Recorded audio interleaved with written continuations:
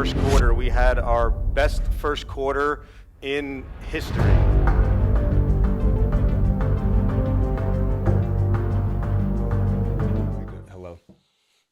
Hello. What's going on, everybody? My name's Doug Blake, senior partner here at Senior Life Insurance Company, and we're real excited about today.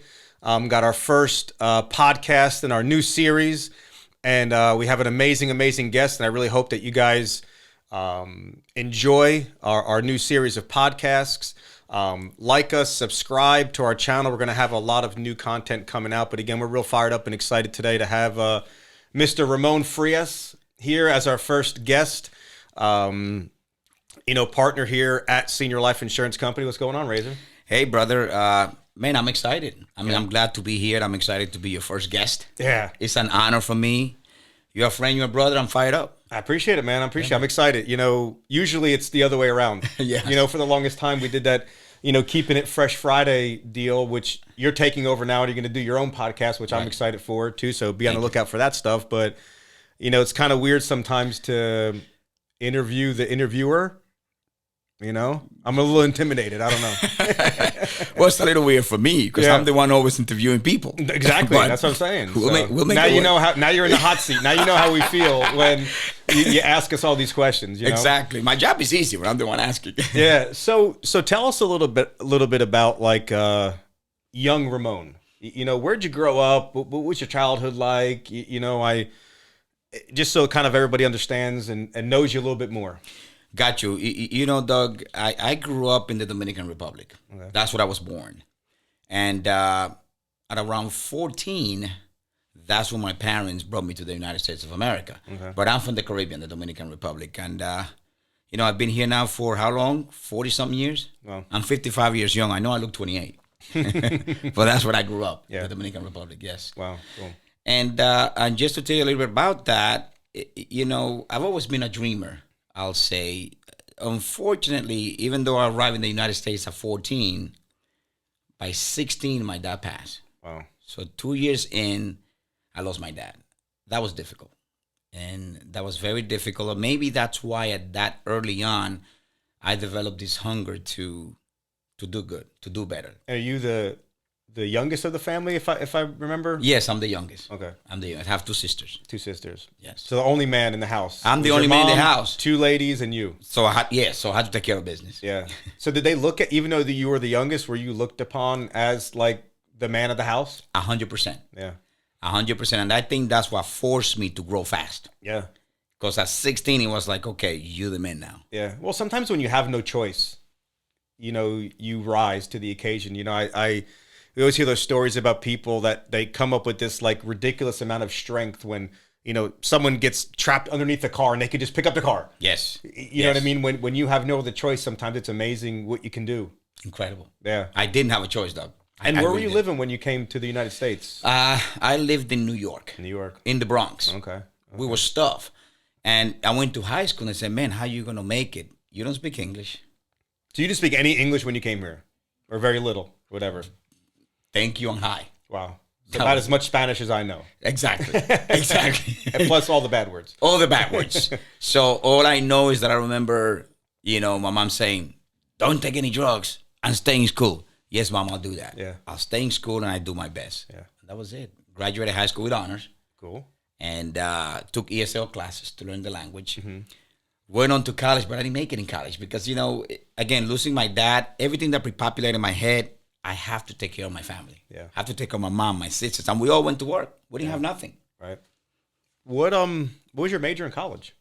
Business management. Okay. So there you go. What did you want to do with that degree? Like when you because I know when I picked my major, I just wasn't sure, but I knew I wanted to be in business, but what was your kind of end goal in mind when you picked that business management major? I didn't know. I just knew I wanted to be in business and I wanted to manage business. I love people out of the gate. Right.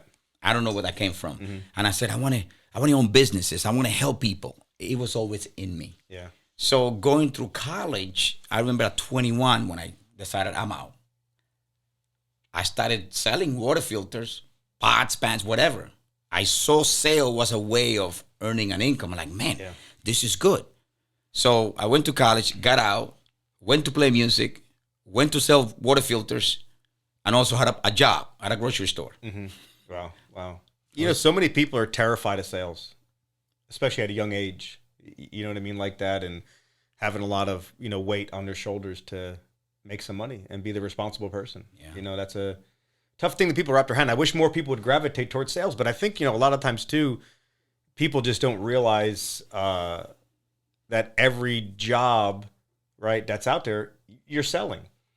You're selling your boss to allow you to keep your job, right? Yeah. Or you're like, everything is selling. The whole, like, nothing happens at any company unless a sale's made. 100%. Name anything, grocery store. If you don't sell groceries, you have no business. Like, 100%, Douglas. Sales have changed my life in every level you could think of. Yeah. I've grown personally, professionally, and financially.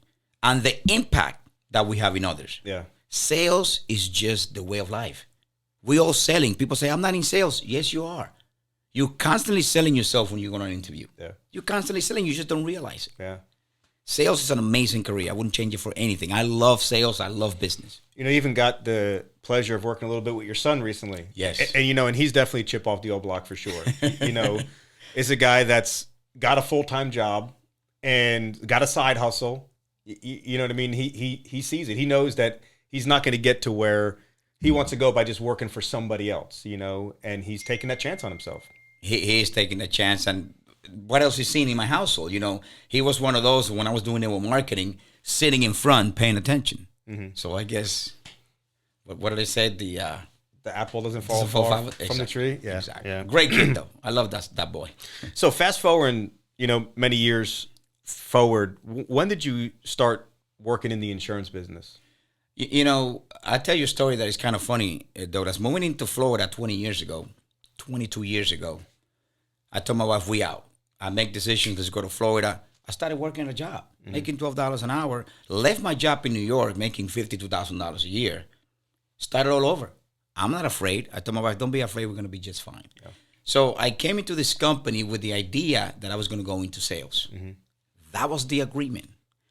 2 years in, that didn't happen. They said, well, Ramon, you didn't have the degree. Talking about a disappointment. Oh. And this gentleman by the name of Robert Glass says to me, man, I love your personality. Why don't you come do insurance with me? I said, what do I have to do? He says, you got to get licensed. How much you make? He goes, 3 or 4 times what you make. Mm-hmm. I said, I'm in. Show me. Yeah. And got my license. Got into insurance. Obviously, I spent 9 years with that company, B2B, business to business, and I did really well. Yeah. So that was 18 years ago. I was, 37? That's when I told my wife, I'm going full time. I'm no longer working for nobody else. I'm going to do this, and I'm going to make it work no matter what. Yeah. First year, $32,000. Second year's like $74,000. And after that, 6 figures nonstop. Okay. And how long did you have that job for? 9 years. 9 years. I did well. Okay. I did well. So for the last 9 years, then, you've been kind of on your own, for so to speak? Well, you could say 18 because I spent 9 years there, and then when things started going south, because see, here's the thing, Douglas. See, the dream never changes. And I always believe when the horse is dead, you must dismount. Right. I was trying and pushing, but I was really being eaten up by the brokers, big brokers. And I said, okay, what else can I do within the industry? And I went on a search. And then I found this little thing called final expense 8 years ago. Yeah. I said, okay, well, let's start over. I know what I'm capable of doing.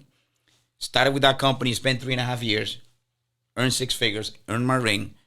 Then I was getting letters from this guy named Doug Blake, Ron Powell. And I made the decision. Yeah. And fast forward 3 years, here we are, more excited, more inspired, and more committed than ever. You happy with your income? Oh, man. I'm happy. Not satisfied? Not satisfied. There you go. It's coming. So, when you started, was it 5 or 6 or 7, whatever, years ago that you left that job, your first job in insurance? And, when you said you were kind of getting beat up by the brokers and you found this final expense thing, you were starting all over again. All over again. How old were you at that time when you were kind of starting all over again? Gosh, I'm 55. What are we looking at? 47? Okay. So you're close to 50, where most people are, and don't take this the wrong way, but they're getting close to thinking about retirement and Yes. starting, okay, man, I'm not that far out. Right. You know, I'm farther in than I am out type of deal. And here you are starting all over again from scratch, Yes. from zero. From zero.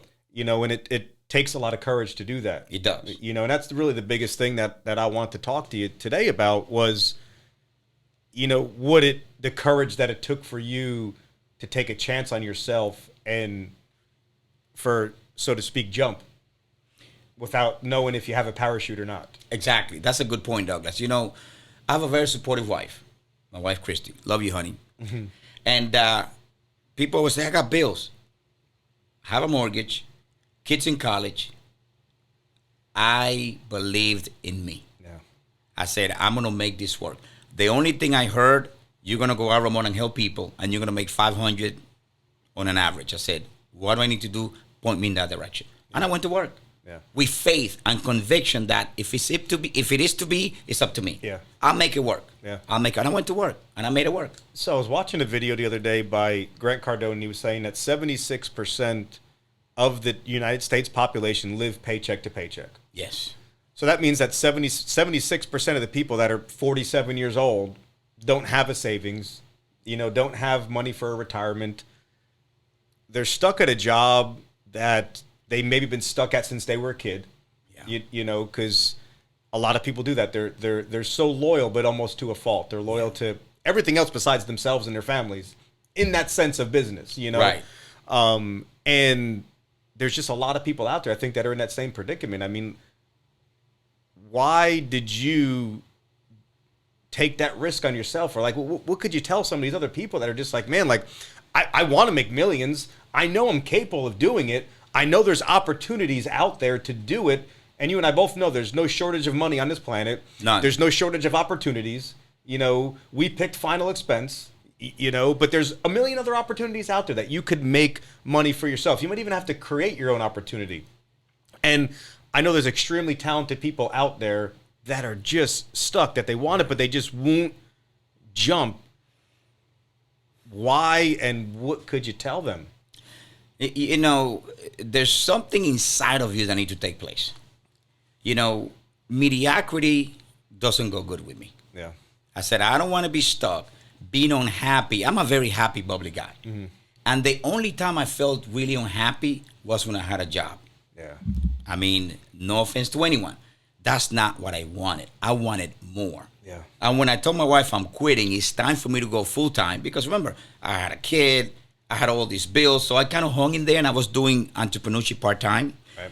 But going back to your question, you have to dig deep and say, do I want to spend the rest of my life making somebody else rich, making somebody else get the things that I want to get, or do I want to do it for myself? You have to take a chance on yourself. Yeah.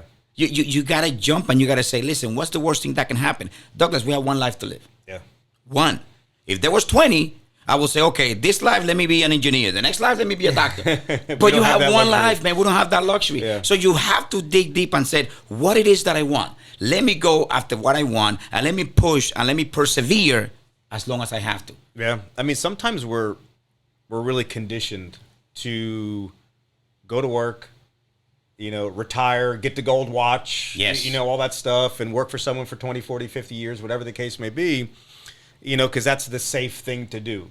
You know what I mean? And I think just so many people are terrified of getting out of that. You know, sometimes you got to forget everything you know. You got to unlearn everything. Yes. Like all the habits. You know, if we were to take advice from ourselves at 8 months, 9 months old, the little guy or girl that's just trying to walk, you know, if they were playing it safe, they wouldn't try to walk. Yeah. You know what I mean? They just wouldn't. They keep falling down. They get up, they get up, they get up, they get up, and they just keep, and eventually they walk. You know what I mean? It's that simple. And to your point, Douglas, we are born to win, but conditioned to lose. Yeah. Yeah, it's so true. It's insane. It's insane. It's like, why not take a chance? You took a chance on yourself. Yeah. You're a friend, you're a brother, you're a mentor. Look how you're doing. I don't know if Doug can do it, if I can do it, so anybody can. Yeah. But it wasn't always success. Right. You know, in fact, probably the first several years, it was a lot of disappointment. You know what I mean? I think so many people are, when they hit this disappointment, man, they just fold and they go back to where their comfortability zone is, which is that status quo of normal, if that's what you want to call it, of just getting a job, working 9 to 5, and getting a paycheck at the end of the week. It's sad. Dreading, being excited for Friday afternoon and dreading Sunday nights. Like, it's crazy. You know what I mean? I can't live like that. I can't live like that either, Douglas, because, we all know that money's good and all the good stuff, but the freedom that we have, that's what we chase. Freedom, right? Legacy. The ability to do what you want with whoever you want for as long as you want. Yeah. Isn't it cool to say, hey, Douglas, let's go to Vegas? Yeah. Oh, but wait, I got to ask my boss. No, we don't have that issue. It's about that. Yeah. The money's the byproduct, but the freedom that comes with it. The journey that you say, man, I'm going to do some big things. Those dreams are alive. I go to the shower thinking about the next step. How can I help more people? How can I add more value to people? That's what it's all about. Yeah. That's what it's all about, man. And I told you when I walked in the office today, I said, Doug, I'm used to failing. Or I would call it temporary defeats. Yeah. Because it's just temporary.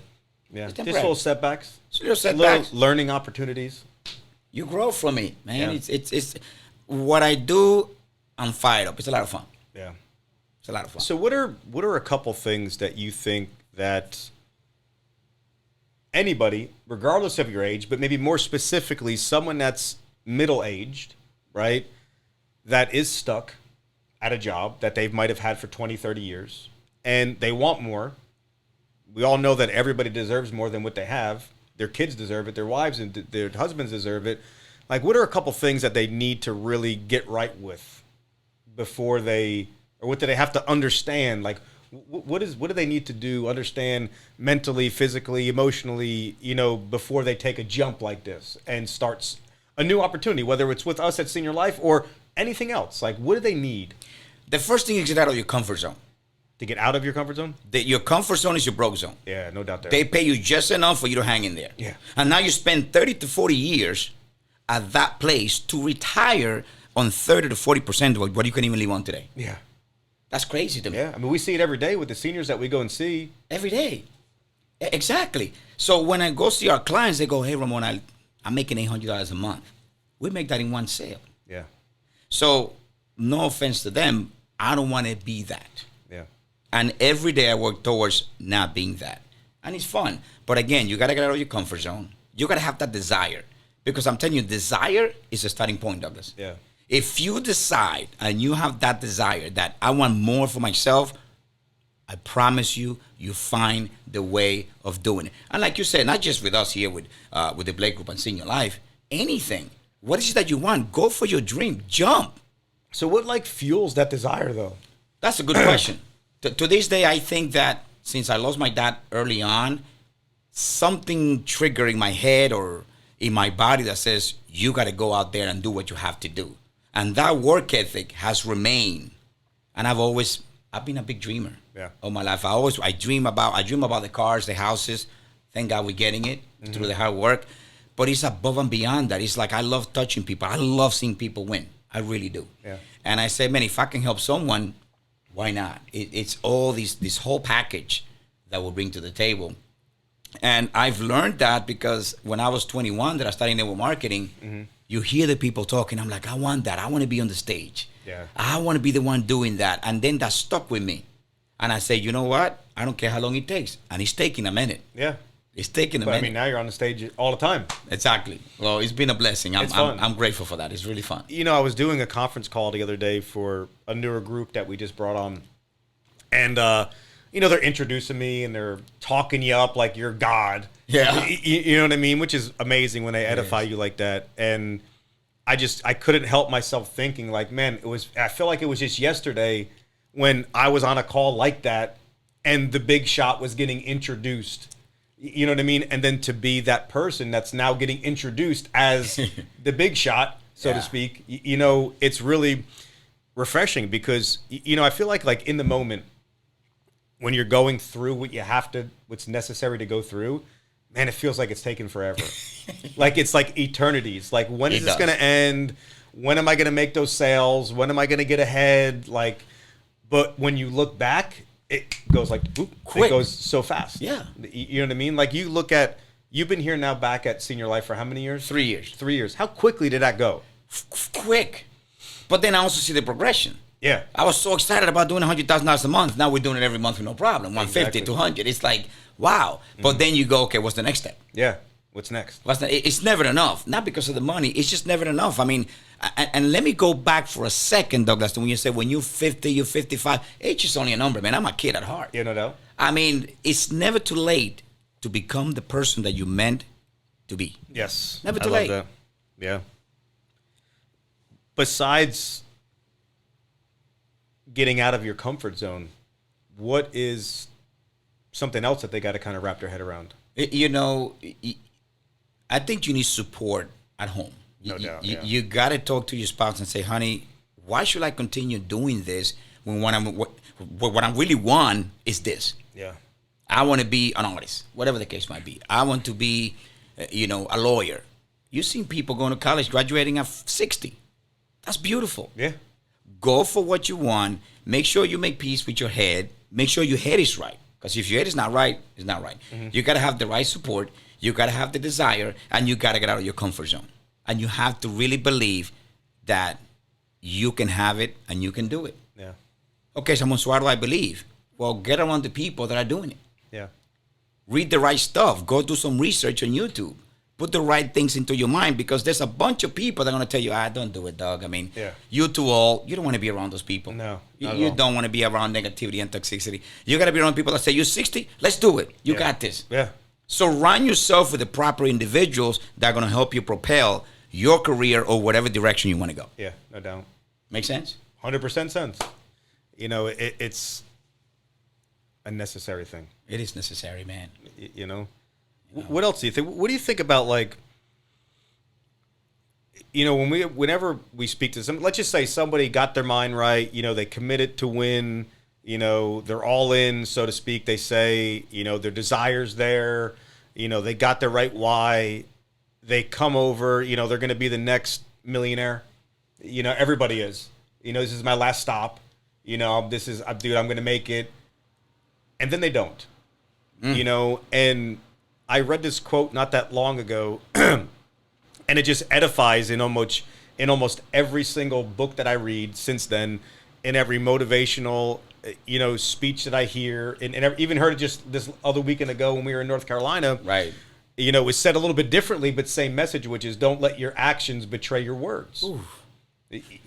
And I see it far too often. Even Eric Thomas, the hip hop preacher, phenomenal motivational speaker. Probably the first motivational speaker that I was exposed to when I came into Final Expense. And they had that speech, if you want to succeed as bad as you want to breathe, then you'll be successful, And I also heard him speak afterwards, and he says, man, I wish I never said that, because people just are saying that because it's the cool thing to say, but they don't really live by it and do it. Like, why do you think that these people, they come in, they're going to be the next best thing since sliced bread, watch my smoke, I'm going to be a millionaire, and they do nothing? It's so simple, Douglas. I'm glad you asked that. They underestimate the amount of work it's going to take. Yeah. They underestimate what really takes to succeed, and they don't have the patience. Yeah. You got to be patient. You say it all the time. This business doesn't work overnight. It works over time. Yeah. And if you consistently do something every day, something is bound to happen. Yeah. I was just listening to Grant Cardone. He goes, man, you got to take massive action, and you got to do it over and over and consistently. You can't fail with massive action. You can't fail. You can't. Doesn't make a difference how bad the company is, how bad your leads are, how bad of a saleswoman or man that you are. If you take massive action, it's impossible to fail. Exactly. None of that matters. Oh, I'm not that good presenting. No, just take massive action. Take the leads. Oh, but I got to get better. No. But the only way to get better is to what? To do it. To do it. To do it over and over. Yeah. So if you know that it takes, let's just arbitrarily say, it takes 1,000 hours to master sales. Right. I don't know. And you do it 2 hours a day. How long is it going to take you? Forever. As opposed to if I did it 24 hours a day, as an example. Like, the quicker you can get through those 1,000 hours, the quicker you'll be successful. But it's necessary to go through those 1,000 hours, And that's a very easy analogy to put it. And there's a lot of other things that you have to go through. But all that pain, all that suffering is inevitable. You have to go through it. And the quicker you get through it, the better. The better. And it's that fear. I don't know why people, I can explain it because that's not me, but people have that fear of what if I don't make it? What if I lose? Oh, I have bills. I said, do you want to know how much bills I have? And I started all over. 3 years ago, I started all over, and I always tell my wife, we'll be all right. Yeah. And we've always been all right. Because I have that belief. I don't know where it comes from, Douglas. Yeah. But it's like you cannot just focus on, oh, I got this bill, I got this, and I got this expense. Focus on how you're going to solve the problem. Yeah. Focus on how you're going to win and believing in you enough to say, I got this. That's just me. Do you think that some people freakishly, in some weird, crazy way, are fearful of being successful? Very good point. 100%. They might say, well, what I'm going to do if I succeed? Which is strange because you should be excited about succeeding, but it's like they have that fear too. We always talk about fear of failure, but they're always afraid to win. Yeah. Of being successful. Like no one will ever admit that. No one. But I think deep down inside, like, people are terrified. Maybe so. I don't know. I'm just... Maybe it's upbringing, maybe mindset. Because, again, you talk to some people that their mindset, they're like, oh, I'll be happy if I can make 30 grand a year.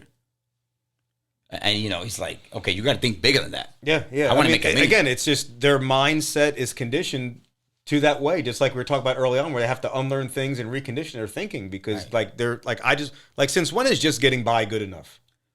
Like, who wants to live like that? It's crazy. But some people don't believe they deserve it. Yeah. I mean, my whole life, my father always had a side job. Always. Yeah, me too. Because the main deal wasn't cutting it. Exactly. You know what I mean? Like, there's more out there. Like, there's more out there, and I think Douglas, people do not believe they deserve it. I don't know why their upbringing. You deserve it. Anybody deserves to get whatever it is that they want. I was talking to an agent not that long ago that was struggling, and I asked him. I said, "Hey, do you think that you deserve to be a millionaire?" And you know what the response was? What? No. Wow. Why? The only thing that was good about that conversation was that individual was 1,000% honest. Because most people, they have a really hard time admitting their faults. Yes. And they might just say, "Of course I do," because that's what I'm expecting them to say. Yes. But this person said that, and now I'm not going to reveal who that individual is, but now they're thriving. They're doing great. But not that long ago, they didn't think that they deserved anything. But what did that individual do? They dove into, they motivational books, changing their mindset. They kept working, consistency, and now they deserve it. They feel like they deserve it. Yeah. Because if you can't, close your eyes and picture it, visualize you're never going to get it. What does Grant Cardone teach us? If you think $1,000 is a lot of money, you're never going to have $1 million. Yeah. That's that broke mentality. The broke mentality. And it's like Shinga and I, we had a mentor that he says, in life, you don't get what you want, you get what you picture. Yeah. I picture the success. I picture the $1 million, the airplane. Why not? It's okay. And people say, well, money changes you. No. Yeah, it changes you for the better because I'm touching more people. Yeah. Well, not because I'm getting changes you. I think that money brings out the real you. Meaning, if you're a really, really good person, you're going to be really, really, really good. 100%. Right? But if you're a really, really bad person, then it's going to magnify that. You know what I mean? And I think that's really what money is. It exposes fakeness. It's an amplifier. It really is. And I know people that money has, like, let's look at Ron Powell as an example. I don't know what type of man Ron was prior to me knowing him, but I know the man that he is now. And that money that he's earned over the course of his career, I think has magnified his amazingness and his humbleness. Yes. I don't think there's a better person in the world than Ron Powell as far as an example of the contradiction to money is the root of all evil. Because it's not. It's the total opposite. Total opposite. But then I know people, and I think we know some people too, that got some money, and oh my God, they went off the deep end. See, but that's when they shallow. They made the money, but they don't understand. They don't have the humility. Yeah. Right? Because I've seen you, Doug. You're a cool guy, but I've seen your growth, your progression. You have become even more humble. Yeah. And you make more money. I do too, right? Because that's the end goal. Because now we understand we're not in the surface. Now we understand having money, I'm grateful as it comes. But now this gives me the ability to touch others and to understand really what matters. Two people that have always remained in my ear about the humbleness. One, of course, is my wife. And, I think we're both on the same page that, without our wives, this just doesn't exist. Because she's always been a huge supporting factor for me. Go Rosita. Yes. And, she always says, Doug, stay humble. She even called me sometimes. You'd be like, you're messing up, dude. You better stop that shit out. Yeah. You know what I mean? Okay. And then Ron always said something to me early on, too. He's the second person, which is to take the high road. Ron in Senior Life for so many years, and still to this day, get rocks and boulders thrown at us. You know what I mean? But have you ever seen Ron or Senior Life react? No. But we always do respond with our sales and our abilities. There was a video that just kind of went out from another regional director from a different company and threw a lot of stones at Ron, and it was so obvious, kind of was a little funny. I think Ron even laughed a little bit because it was a little entertaining, but to the degree that, we're not going to put out a little clap back video. Right. You know what I mean? We're going to say, dude, we're going to do it on the scoreboard. That's it. And to come in now to not only, surpass that particular person tenfold, but we're on the verge of surpassing the entire company that he works for, and we're probably going to do it in the next 12 to 24 months, if not sooner. We're already on pace. $21 million first quarter of 2022. I'm not great at math, but that's over 80 million for the year. Yes. You know what I'm saying? Indeed. So we're on pace to being the number one close to 90 new business writer in all of final expense period. That's exciting, man. And we did it through humility, through being humble, through taking the high road, and never playing part to all that stupidity that those naysayers are given. I mean, you look at Ron, everybody, when he said, I want to open up an insurance company, told him he wasn't smart enough, didn't have the right money, don't come from the right places. It didn't seem to matter much, did it? You can't win trying to abolish somebody else. No. You can compete. It's all good and competing, but don't wish bad to others. Say, you know what, if I can do it, you can do it. Just walk in that path, and that shows your growth, your humility, like Ron.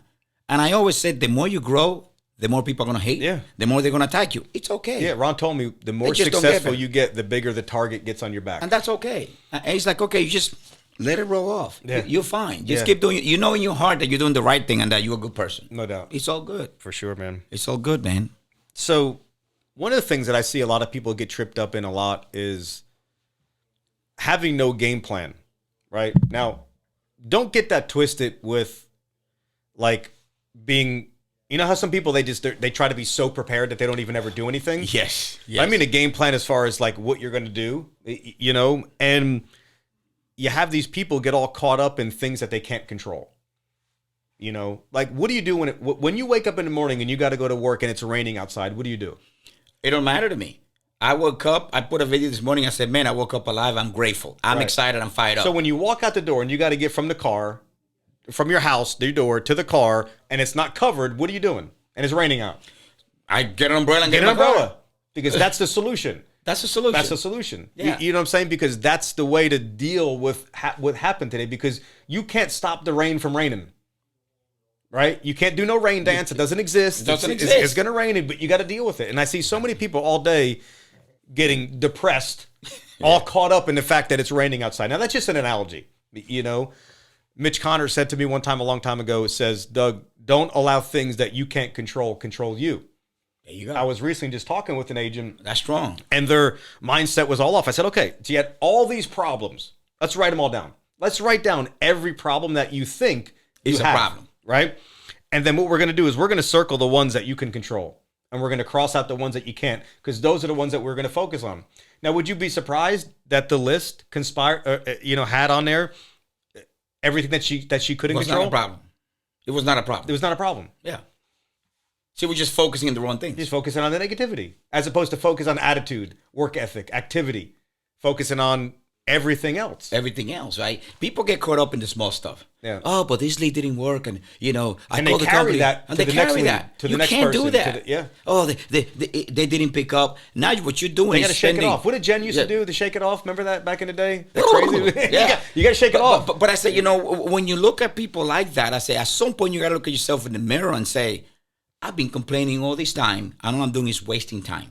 Yeah. Stop focusing on the small stuff, man. When I met Ron for the first time, I didn't know that he was paralyzed from the waist down. And he, after spending some time with him, and I went home I remember saying to myself, like, Doug, you have no more excuses. No.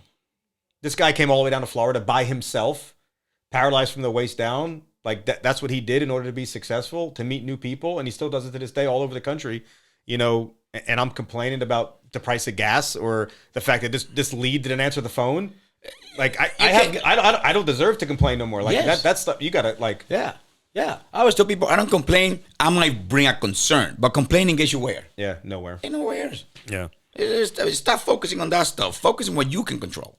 So recently, you know, you've really recently, I say the last couple of years, really took building your business, you know, as the forefront of your vision. You know, for a long time when you were working at that last company, yeah, you wanted to build, but I think you may have had a couple of agents here and there, but you really focus on, you know, your personal growth. Yes. You know, which is a great way to start. But recently you've been really focusing on building and building and building your business. Correct. You know, which I think that you can get really rich personally producing. Yes. I don't think you can get really wealthy unless you build a business, you know? And I think a prime example that I can give to everybody, if you can maybe kind of walk me through 3 pretty major life deals that you just recently went through in the last 5 to 10 years, more specifically, more recently. One, you suffer with chronic back pain. Oh, yeah. Constantly. Brutal. Constantly stretching, twisting, turning, being careful. You just had knee surgery. Knee surgery. I remember I had a mini stroke. You had a mini stroke, you know, and you had all these things that if you had a job, like your knee surgery right now, you're 2 months in? Just about. It'll be 2 months next week. Next week. So you're not even 2 months in. Hey, and I just... Like, what would you be doing right now if your job was construction? Good point. I would be missing out on income. I'll be like, what am I going to do? Am I going to get fired? Oh, they can't fire you. Or what if your job even required you to go to an office? Because the first couple of months, like the month, you couldn't even drive. It would have been tough because I couldn't even drive. And meanwhile, I'm home running my business from a laptop and a computer. As you said, Ramon, you are 25% capacity. Yeah. We all know I'm hyper. I like to be on top of my business all over. But yet, my business grew. Yeah. I think if I'm not mistaken, I want to say like the week of your surgery was one of your like biggest weeks. When you were not like quote unquote present in the office. Right. And I think that's just a testament to the fact that you have to build the business, because if you don't, every single day you may be just one day away from being out of business. 100%. And I'm grateful and thankful for my agents and my managers that we build. They stepped it up, man. They step it up. Yeah. We build relationships. And it's like you say, Douglas, I never say, oh, my agents work for me. I work for them. Yeah. You got to have that mindset. Got to have that mindset. I'm grateful for FIG, man. Yeah. They stepped it up. They're awesome. Thank you. You got some really, really good people. And, you know, they have a really, really great example through you of what it takes to win. Yes. You know, because you got to be that carrot that they're all chasing. Yeah. You have to be. If not, like, because people will follow whatever example that they have, good or bad. 100%. And I tell you, Douglas, through the surgery, I'm like, God, I got to. My wife's like, don't do the meeting. No, I'm doing the meeting. And I remember this meeting I did. I think it was the first week. I was in so much pain. You could see it in my face. But I stood up in front of that computer and I said, this is what you guys deserve. Yeah. I did my meeting. It was tough. I was in a lot of pain, but I did it anyway. Yeah. And all swelled up because you know what? They deserve that. Yeah.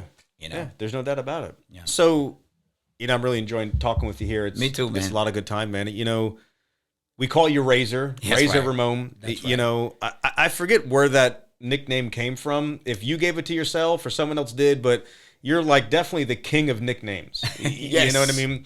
And for the longest time, like, I don't know why, it just comes so quickly and naturally to come up with these like cool little nicknames for people. Yeah. And it just, Yeah. it's really interesting to see, you know, and I don't know, where does that come from, man? You know, I think my wife says, because I do it in my family too. Because what do you just called Katie when you walked in? What were you calling Katie her? Holmes. Katie Holmes. I have a name for everyone. Britney Spears. Spears. You know, Jen the Machine. Jen the Machine. Bianca named Lady on Fire. I know your name is Douglas. Everybody calls you Doug. You're Douglas. Yes. You know, everybody has and all a these name. things, they just come so natural. And they're so fitting. Shinga It's is so the fun. queen. Yvette is the wolf. I mean, I just... La Loba. La Loba. There you go. La Loba. And the name goes on. David Price is The Price is Right. Yeah. So, Yeah. you know, who else? And the list goes on. So, you know, my wife says, you know what? He likes you. He puts a nickname for everyone. Again, I do it in my family and my friends. Okay. All my friends, all my family have nicknames. Yeah. Yeah. So give me some nicknames for the family. What do you got? Oh, gosh. I mean, my daughter would be so embarrassed. Dad, don't do that. My daughter's name is Caroline. She's Mumu. Mumu? Okay. My son is Raymond. He's the big boy. He's the big boy. My sister, her nickname is Gaja. I mean, I could go on. So Ray, your son Ray. Ray. Because I'm getting to the point right now where my son, like, if I can't find a shirt, it's in his drawer. Like, you know what I mean? So he's growing past me almost. Like, because Ray's a big dude. Yes. You know what I mean? And he's not fat, but, but he's way bigger than me. He's a big guy. So at what age did he, like, outgrow dad? I think he was trying my clothes, my suits, and they were big, 16, 17. The minute he hit 18, 19, I said, that's it, like a sprout? You don't fit in my clothes anymore. Yeah. Because right now, my son's about to be 16 this summer, and he's wearing all my stuff. Yeah. Yeah, that's what Ray did. But, again, after I graduated high school. I wrestled my senior year in high school, 119 pounds. Like, I wasn't a big guy. Me and my wife were talking, like, oh, even though as big as we look at our kids and we think how big they are, but they're the smallest ones in the class. She's like, I wonder why that is. I'm like, Rosa, have you ever looked in the mirror with me and you standing next to each other? We're not big people. Like, we're not going to have basketball players. Exactly. Now, my daughter's tall. I'm one of the shortest in my family. Yeah. My dad was like 6 feet, 6 foot. Yeah. And no, my uncles are 6'1", 6'2". So I'm short. I was 4 pounds when I was born. Yeah. But Ray, he's 6'1", 6 feet. Is he that tall? I think he's 6. Yeah. 6. Yeah. And he's a big kid, But it's. So what's that project? If you want to give your son a little plug here that he's working on, called Left Grid. Oh, Left Grid. That little CRM deal that he's working on and helped us out with, and things of that nature. You got to be proud of him. I'm super proud of Raymond, not because he's my son. He's super smart. He's definitely way more mellow than me. He's like his mother. Mm-hmm. But he's focused, and he's really good at what he does. Yeah. You know that. And I'm like, Raymond, figure this out for me. Okay, Dad, it's quick. Boom, done. He's really smart. He's into technology. Out of the gate, that's what he wanted to do. Yeah. And I can only imagine what he went through early on trying to help Dad and Mom with technology. Oh, because I go through it with, not as bad with my parents, but some others. And I went through it with you. It wasn't that great of a time.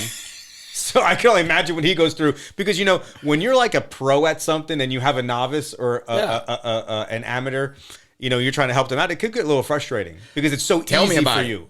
You know what I mean? And speaking on that, like, that happens a lot in this business. Yes. And sometimes we forget that we were new at 1.2. Exactly. And I'm decent, but like, you're really good in technology, right? I go, Raymond, I'm spending 2 hours. He goes, Dad, give me the phone. Boom, done in 5 minutes. Yeah. I'm like, dude, teach me. He's like, if I teach you, you're going to forget anyway. So exactly. I'm like, no, teach. So let me just do it. Yeah, let me just do it. Yeah. Certain things I get to do, but he's really good. I mean, that's what he does. Yeah. And it takes time to get to that point. It takes time. But there's always going to be that first time. Always. That you're going to pick up whatever it is that you're doing, and you're not going to be good at it. Exactly. I'm sure that your son wasn't an amazing computer programmer the first time he went like this. No. That it took a lot of time. It took a lot of reading. It took a lot of practice. It took a lot of, all that stuff. Just like when we started out in insurance. Yeah. We're not that good. It took me over a year to have a first halfway decent month. All day long. And he understood. He tried a lot of mini projects and he failed. And what did I say, son? No big deal. Keep going. Yeah. So he knows that. He understands that. And that's the part that we all need to understand. You have to do it over and over and over. And one day, poof, like magic. Oh my God, you're successful. Mm-hmm. It took time. Yeah. People don't have the patience. Yeah. We live in a microwave society. We need to put in the time. It takes time. It's good to be, dog, where were you at? Ramon? Takes time. Yeah. I mean, there is truly no such thing as get rich quick. Even with that whole new, and I'm not knocking it, I know a lot of people make a lot of money and they have businesses that are solely reliant on these new cryptocurrencies and things like that. And there's money to be made there. There's no doubt. But I just recently seen a lot of people lose all their life savings on maybe a trend. You know what I mean? And I'm not a big believer in investing in trends because they kind of come and go. They come and go. And that's one thing why I love and why I got into insurance was you're never going to be as good. You're never going to only be as good as your last sale or your last trade or your last purchase.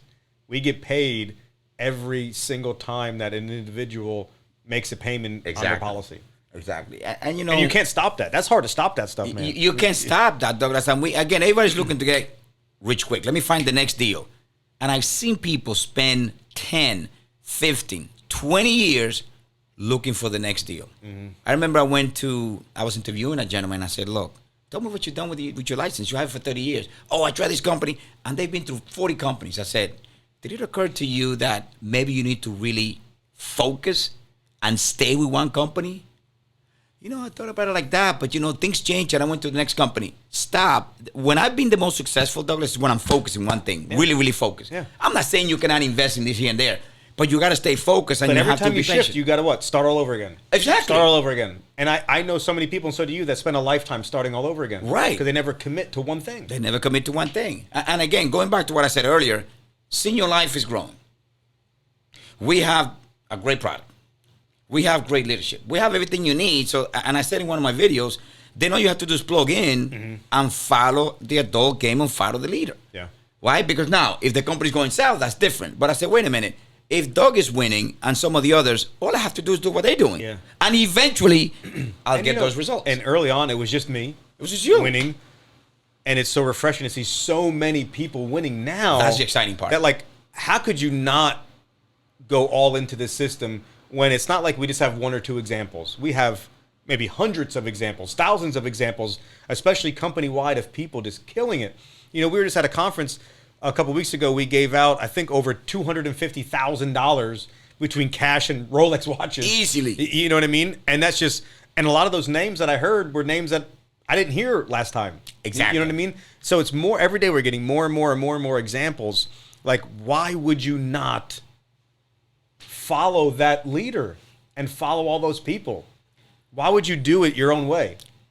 They're trying to reinvent the wheel. Why? But that I don't know. Negative thinking and that unwillingness to be coachable, that's what it's got them to where they're at right now. It's going to keep them stuck there unless they forget about it. It's so simple that most people miss it. Yeah. You want to succeed, you got to have the desire. You got to do the activity. You have to be coachable and teachable. Yeah. And if you struggle with that, say, hey, Doug, how about being coachable right now? No, you're not. Okay, so how do I do it? Yeah. Why and not take offense when we say, hey, you're not. Exactly. Don't take offense. I mean, you got to be real with yourself. Well, you have to be. There's time, Doug, being real, that I call you and say, Ramon, you're overthinking that. Okay, Doug. And I said one day to you, Doug, when do I fight you? When do I? No, I never do that. We can have a disagreement. We can talk about it. But I'm like, wait a minute. Doug is earning what? 4 times what I'm earning, or 3 times, whatever it is. So if he says do this, why not do it? Yeah. Because you've been through that. It's the most logical thing to me. Yeah. And you know what I think sometimes too is we have to not take swimming advice from drowning people. Boom.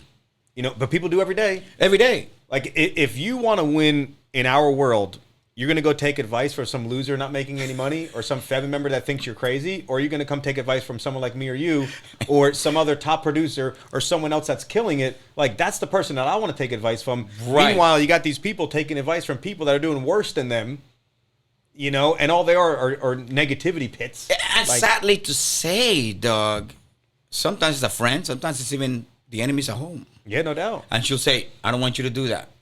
And then you say, but why not? Well, have your spouse been in insurance before? Have they owned a business before? You have to kind of fight a little bit and say, honey, this is what I'm going to do. I need you to believe in me. But, I did notice, too, that a lot of people, more particularly in the men's category, they don't get the support from their wives at home because of all the lack of commitments that they've had over all the years.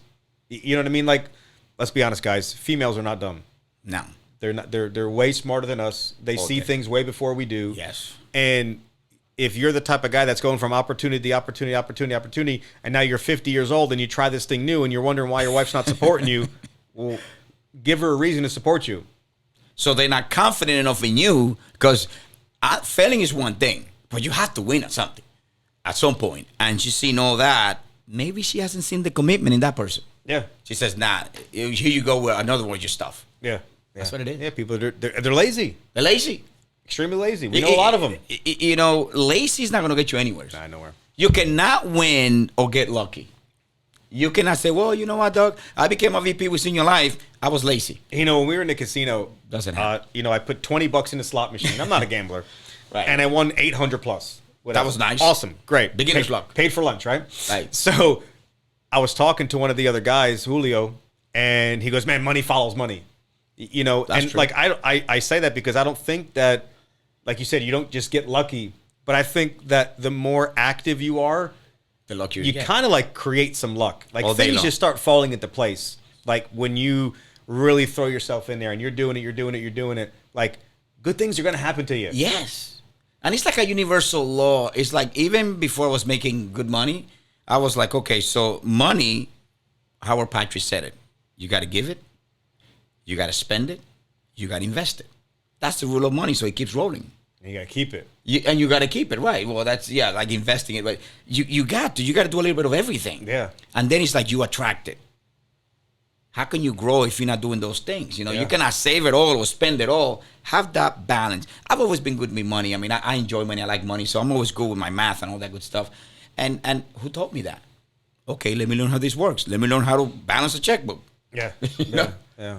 So what is, we'll kind of finish and wrap up here, but like what is some advice that you can give some people that are stuck that, again, whether it's this opportunity here at Senior Life or something else, like what type of advice could you give them to just get them thinking in the right direction and get the ball moving? Because like time's going to keep passing quick. And, we've all know stories of people that they talk to on their deathbed and they're just full of regrets. I don't want to be that person. I want to leave it all out there. You know what I mean? I want to live my life. Like, what could you tell some of those folks that just know they want it, but they're just terrified? On top of terrified, let it go. Let it go. Surrender your ego. Surrender whatever thing you have going through your head that you think is going to hold you back. Let it go. Forget about status. Oh, if I switch to this company, to that company, or if I stop doing this. Oh, you were an architect. Why are you selling now? It doesn't matter. Do you? Yeah. Do you follow your heart? Because everybody else is not going to do it. In order to make others happy, you got to make yourself happy. You got to love you first. Believe a little bit more. Dream bigger. Don't go to the graveyard saying, man, I heard somebody say, you go to the cemetery, right? And you see all these people dead and all those dreams are buried. Live your dreams. Give it a shot. What is the worst thing that can happen? You grew and you gave it a shot. Yeah. And it could happen. Yep. Let it go. Relax. Let it go and go for your dreams and believe that it's possible. Awesome. That's my advice, brother. Great advice, man. Well, I really appreciate you coming out here today. Thank you, man. I had a good time. You. Always good talking to you, man. Always good talking to you, brother. You know I love you, man. So we'll send it out. We'll send it out. With a little saying that we say over here at Senior Life. We say Senior Life. All your life, baby. That's it, baby. Senior Life for your life. Thank you, everyone. Good stuff. Let's give it a second.